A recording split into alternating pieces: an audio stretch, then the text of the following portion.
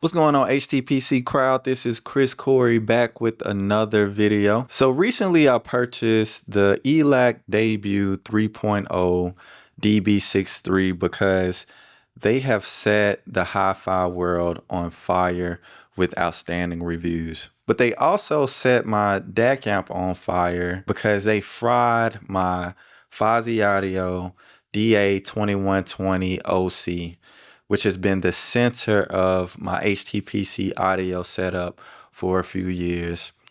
RIP, little buddy. So I wanted to replace this and take things to the next level for around 500-ish for a new integrated amp. And I needed a few features: an integrated DAC with USB, a sub out with a high pass filter for my 2.1 setup, and the power to drive my speakers because I love listening to my music pretty loud. So I started doing my research and I watched some of my favorite hi-fi YouTubers, and one name kept coming up that checked all my boxes. The Emotiva TA1. TA1 from Emotiva. Emotiva TA1. The Emotiva Bass X TA1 integrated amplifier.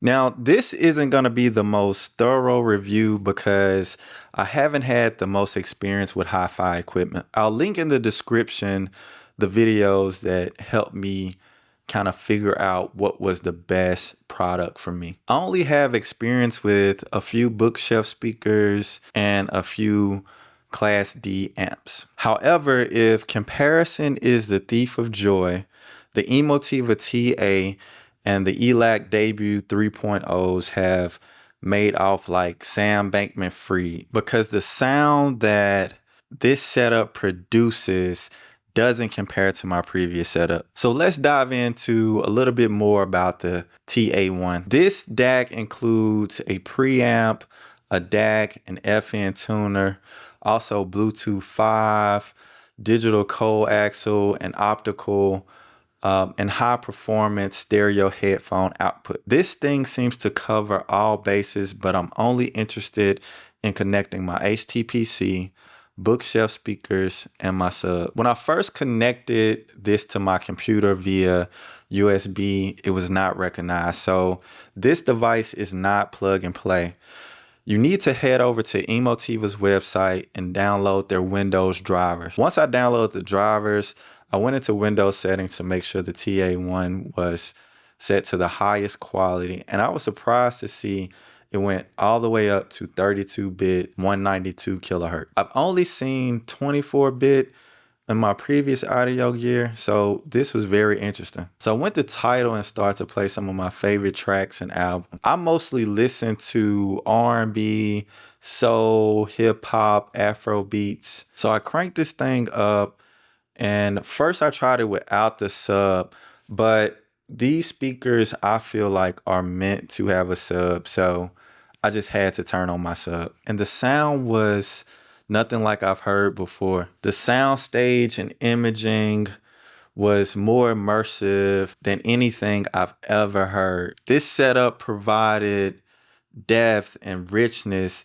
that I didn't get from my previous setup. However, there was a little something missing. So I went into the trims menu and turned the treble up to 5. And oh my God, I got that sparkle at top that I was missing. I forgot to mention that this is a Class AB amp, which is more traditional and has been around a lot longer than the newer, smaller Class D amp. From my research, the Class D amps can be a bit top heavy and really push the highs, but the Class AB amp was more well-rounded and gives you more of a balance across frequency ranges, and I could definitely hear this. This was a more bold, rich sound than my Fosi Audio amp, and this amp seems to shine with groovy music like neo soul from Maxwell, D'Angelo, and Lauryn Hill. Aretha Franklin's album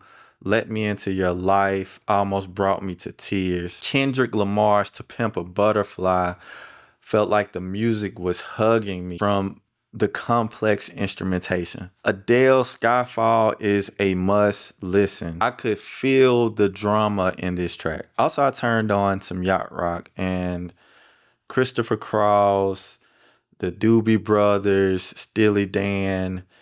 It almost felt like this type of music was meant for this type of setup. Outside of music, I played some movies and there was no surround sound needed. I played the opening scene from Overlord and it was truly immersive. It felt like surround sound and dialogue was crisp and clean, but not fatiguing. Overall, without a doubt, I would recommend this setup for anyone if it's in your budget. But I did think my last setup was the best thing I've ever heard until I heard this. So take my opinion with a grain of salt until I continue this journey and have more frames of reference. But this setup is more than enough for me and has set the standard for any gear I test in the future. And I think most hi-fi enthusiasts will agree that this is the starting point, maybe the bar